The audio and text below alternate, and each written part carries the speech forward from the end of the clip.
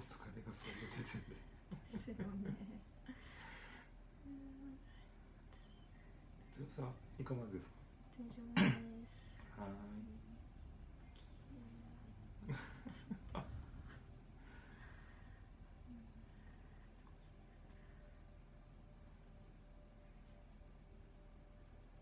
聞きますね。